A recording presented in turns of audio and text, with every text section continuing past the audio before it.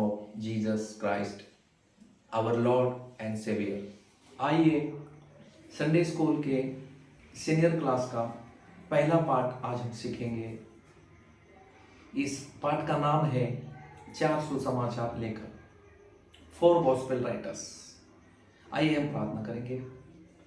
प्यारे प्रभु, जो तेरे चरणों में बैठे हैं प्रभु जी, उनको तेरे वचनों के द्वारा सीखने के लिए तेरी पवित्र आत्मा सहायता करे। तू कृपा दे, मुझे भी तेरे हाथ में सौंप देता हूँ। मुझे भी सिखाने के लिए तेरी पवित्र आत्मा सहायता करे। यीशु मसीह के नाम से मांगते हैं, सुनकर कबूल कर, आमीन। When Jesus was risen from dead, he commanded his disciples to go and preach the gospel to all nations. जब यीशु मसीह मरों में से जी उठे थे, उस समय उन्होंने चेले लोगों को आज्ञा किया कि जाओ, सारे राष्ट्रों के लोगों को तुम सुसमाचार प्रचार करो। तो सुसमाचार सुनकर विश्वास करने वालों को उद्धार मिलता है, जीवन मिलता है। तो इस प्रकार उसी उद्देश्य से 4 सुसमाचार लेखकों ने एक सुसमाचार के 4 किताब लिखे हुए हैं। ये किताबें 4 है सुसमाचार के, लेकिन सुसमाचार एक ही है। जब तुम्हारे पास यह सुसमाचार आएगा तो तुम भी इसको विश्वास करना, कबूल करना और उद्धार पाना। इस प्रकार ये 4 जो लेखक जिन्होंने ये सुसमाचार लिखे हुए हैं, उनका नाम है मत्ती, मरकुस, लूका और यूहन्ना। The name of 4 gospel writers are Matthew, Mark, Luke and John. Reading portion, पठन भाग। मत्ती 4 अध्याय का 18 से 22 तक, लूका 5 अध्याय का 27 से 39 तक, यूहन्ना 1 अध्याय का 35 से 51 तक, Matthew chapter 4 verse from 18 to 22, Luke chapter 5 verse from 27 to 39, John chapter 1 verse from 35 to 51। Memory verse, याद करने के लिए वचन, यूहन्ना 20 का 31। परंतु ये इसलिए लिखे गए हैं कि तुम विश्वास करो कि यीशु ही परमेश्वर का पुत्र मसीह है और विश्वास करके उसके नाम से जीवन पाओ। John chapter 20 verse 31। But these are written that you may believe that Jesus is the Christ the son of God and that believing you may have life in his name. तो इस प्रकार ये 4 सुसमाचार लेखकों ने जो सुसमाचार लिखा हुआ है, उसका सत्यता और उसका अधिकार समझने के लिए इन 4 सुसमाचार लेखकों का पार्श्वभूमि, बैकग्राउंड हमको सीखना है। To know the authenticity and authority of the gospel, we should learn the background of 4 gospel writers. नए नियम में कुल 27 किताबें लिखी गई हैं। इन 27 किताबों को अलग अलग 8 लेखकों ने लिखा हुआ है। इस 8 लेखकों के विषय में हम देखेंगे। मत्ती 1 किताब लिखा, मरकुस 1 किताब लिखा, लूका कुल 2 किताबें लिखी। लूका रचित सुसमाचार और प्रेरितों के कामों का वर्णन। यूहन्ना कुल 5 किताबें लिखी। यूहन्ना रचित सुसमाचार, यूहन्ना का पहला खत, दूसरा खत, तीसरा खत और प्रकाशित वाक्य। पौलुस कुल 14 किताबें लिखी। रोमियो से लेकर इब्रानियों तक 14 किताबें लिखने वाला, नया नियम का ये सबसे ज्यादा किताब लिखने वाला लेखक है। याकूब 1 किताब लिखा। पतरस 2 किताबें लिखे। पतरस का पहला खत, दूसरा खत। यहूदा एक किताब लिखा। तो इस प्रकार 8 लेखकों ने 27 किताबें लिखी हुई है। तो उसमें से पहले 4 किताबें यानी सुसमाचार की किताबों को लिखने वाले 4 सुसमाचार लेखकों के विषय में आज हम सीखेंगे। पहले सुसमाचार के किताब का लेखक है मत्ती। मत्ती का हिब्रू नाम है मत्तीत्याहू, मीन्स गिफ्ट ऑफ यावे। मत्ती का अर्थ है परमेश्वर का दान। मत्ती कफरनहूम का रहने वाला था। वह लेवी गोत्र का था, इसलिए उसे लेवी भी कहते थे। रोमन साम्राज्य में वह महसूल लेने का काम करता था। In Roman empires he was working as a tax collector, इसलिए उसे चुंगी लेने वाला मत्ती भी कहते थे। जब वह कफरनहूम में चुंगी ले रहा था, तब यीशु मसीह ने उसको अपने पीछे बुलाया।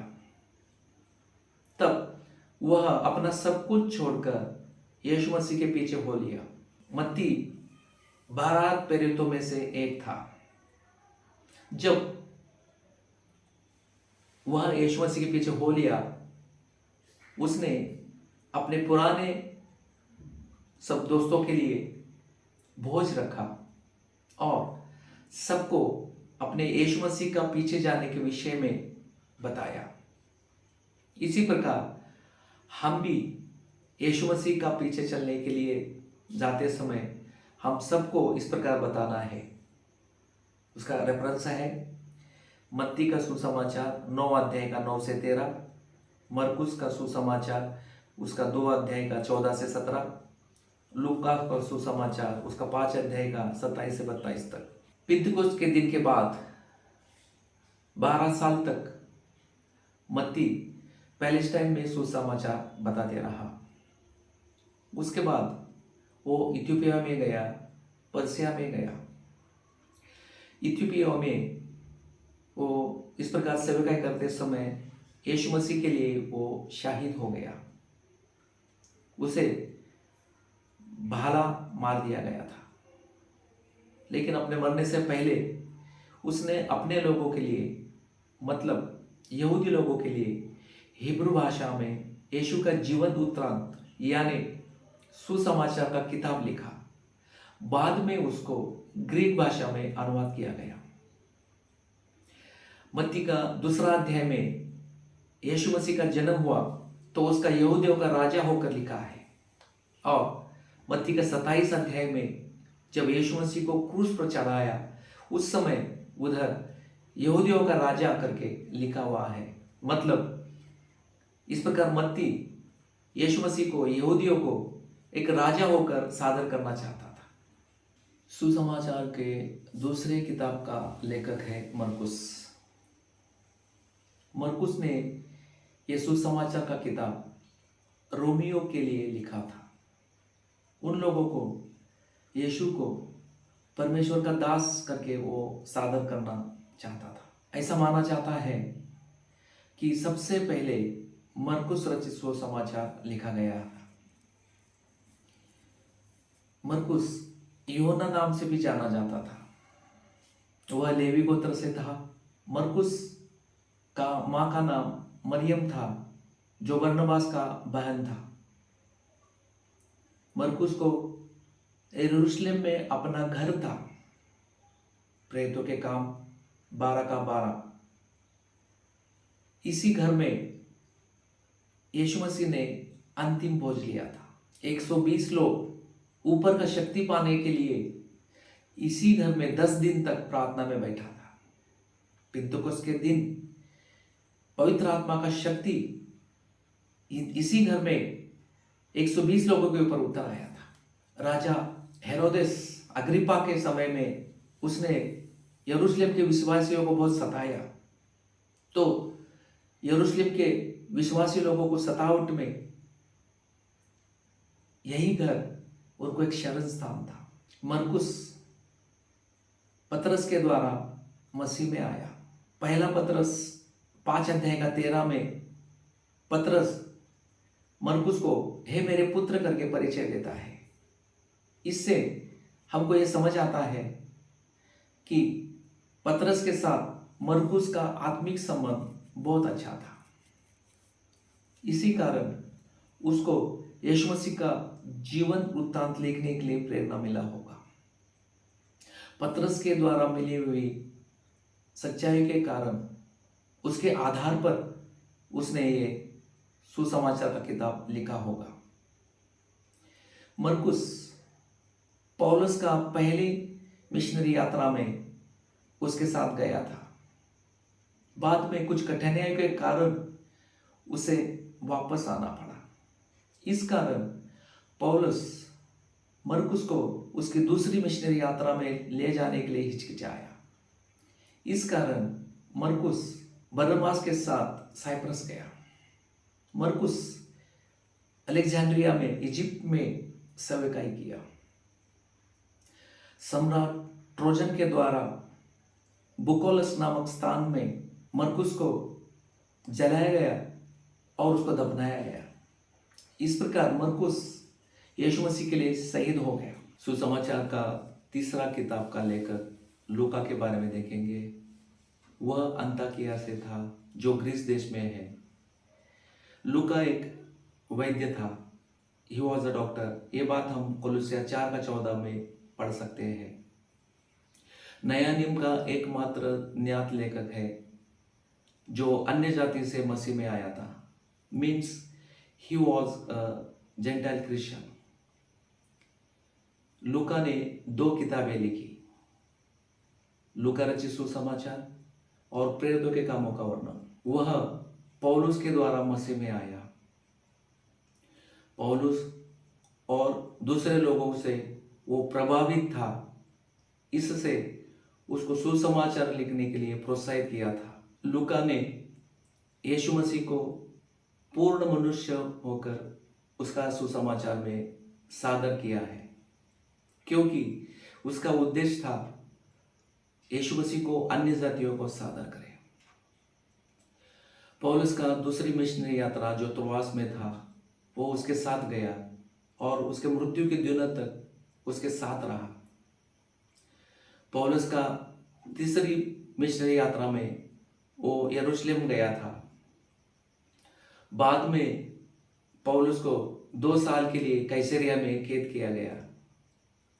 इस दौरान लूका ने सारे पैलेस्टाइन का यात्रा किया और सुसमाचार के लिए तथ्य इकट्ठा किया। इस प्रकार लूका मकेदुनिया और अखया में सुसमाचार प्रचार किया और बाद में यूनानी याजकों के द्वारा वो मारा गया। इस प्रकार वो मसीह के लिए शहीद हो गया। सुसमाचार का चौथा किताब का लेखक यूहन्ना के बारे में सीखेंगे। यूहन्ना शब्द का अर्थ है परमेश्वर दयालु है। The meaning of John is God is merciful. John was the most lovable disable of Jesus. वह यीशु का सबसे प्रिय चेला था। वह सबसे कम उम्र का प्रेरित था। उसका पिता का नाम जब्दी और माता का नाम सलोमी था। याकूब उसका भाई था और वे बैतसैदा गलील के रहने वाले थे। वे जब्दी के पुत्र करके भी जाने जाते थे। ये बात हम मत्ती 4 अध्याय का 21 में, मत्ती 27 अध्याय 56 का और मरकुस 15 अध्याय का 40 में पढ़ सकते हैं। They were large scale fishermen and had reputation in the society. वे बड़े पैमाने के मछुआरे थे और समाज में प्रतिष्ठा पाए लोग थे। वो यूहन्ना महायाजक के साथ उसका अच्छा जान पहचान था। ये बात हम यूहन्ना 18 अध्याय का 15-16 में पढ़ सकते हैं। याकूब, पतरस और अंद्रियास के साथ यूहन्ना अपना सब कुछ छोड़कर यीशु के पीछे हो लिया जब यीशु ने उन्हें बुलाया। यूहन्ना का बारे में हम देखते हैं कई सारा जगह में वो यीशु के साथ है। मरकुस 5 अध्याय का 37 में हम पढ़ते हैं, याईर नामक आराधनालय का सरदार के मृत बेटी को जिलाते समय यूहन्ना यीशु के साथ है। मत्ती 17 अध्याय का 1 से लेकर 8 तक यीशु 3 चेलों को ऊंचे पहाड़ के ऊपर लेके गया और उधर यीशु का रूपांतर हो गया। उन 3 चेलों में से एक है यूहन्ना। और मत्ती 26 अध्याय का 37 में हम पढ़ते हैं कि जब यीशु मसीह गतसमनी प्रार्थना के लिए गया तो वह यूहन्ना को अपने साथ लेके गया। चेला जिसे यीशु प्रेम रखता था, इस प्रकार स्वयं को परिचय करके देना यूहन्ना को अच्छा लगा। ये बात हम यूहन्ना 13 अध्याय का 23 में, 19 अध्याय का 26 में, 20 अध्याय का 2 में, 21 अध्याय का 20 में हम पढ़ सकते हैं। जब यीशु क्रूस पर था तब उसकी माता मरियम का देखभाल करने के लिए यीशु ने यूहन्ना को कहा। ये बात हम यूहन्ना 19 अध्याय का 25 से लेकर 27 तक हम पढ़ सकते हैं। वह एकमात्र चेला था जो यीशु को क्रूस पर चढ़ाए जाते समय उसके साथ था। ये बात हम यूहन्ना 19 अध्याय का 34 और 35 में हम देख सकते हैं। यूहन्ना ने पहले यरूशलेम में सुसमाचार प्रचार किया, बाद में इफिसुस उसका प्रचार का केंद्र बन गया। ऐसा माना जाता है कि एडी 90 में उसने इफिसुस के लोगों के लिए सुसमाचार का किताब लिखा। सम्राट डोमेशियन के द्वारा उसको उबलते हुए तेल में डाला गया और कढ़ाई पर ढक्कन रखा। कुछ समय के बाद ढक्कन निकालने के बाद देखा तो उसे कुछ नहीं हुआ था और वो हंस रहा था। इस कारण उसको बाद में पद्मुस टापू में उसको निर्वासित कर दिया गया। ये पद्मुस टापू पे एक भी मनुष्य नहीं था। उस पद्मुस टापू में यूहन्ना ने यीशु के साथ संगति किया और उसको इस समय यीशु के द्वारा उसको प्रकटीकरण मिला। एडी 96 में उसने प्रकाशित वाक्य का किताब लिखा। बाद में डोमेशियन का उत्तराधिकारी नरवा ने उसे इफिसुस लाया और शायद इफिसुस में रहते समय उसने 3 पत्री लिखी। इस प्रकार यूहन्ना एकमात्र चेला है जिसको एक प्राकृतिक मृत्यु हुई। तकरीबन वो 100 साल तक जीवित रहा। अभी जो हमने अध्ययन किया उसका लिंक नीचे डिस्क्रिप्शन बॉक्स में दिया हुआ है, वहाँ जाके आप देख सकते हैं। वहाँ पूछे गए सवालों का जवाब आप एक उत्तर पत्रिका तैयार करके उसमें लिखें और उसके साथ साथ उधर समूह चर्चा करने के लिए कहा गया है। तो आप इस पाठ का अच्छी तरह से अध्ययन करके अपने परिवार के साथ या अपने मित्र लोगों के साथ आप चर्चा करें। आइए हम प्रार्थना करेंगे। प्यारे प्रभु जी, अभी जो वचन सीखा है उस सुनने वालों को प्रभु जी इस वचन को ग्रहण करने के लिए, उसको अपने जीवन में अनुकरण करने के लिए तो कृपा देने के लिए मैं प्रार्थना करता हूँ। प्रभु जी, तेरे लिए तैयार होने के लिए एक एक को तेरे हाथ में सौंप देता हूँ। सारा महिमा आदर तुझे देते हुए यीशु के नाम से मांगते हैं, आमीन।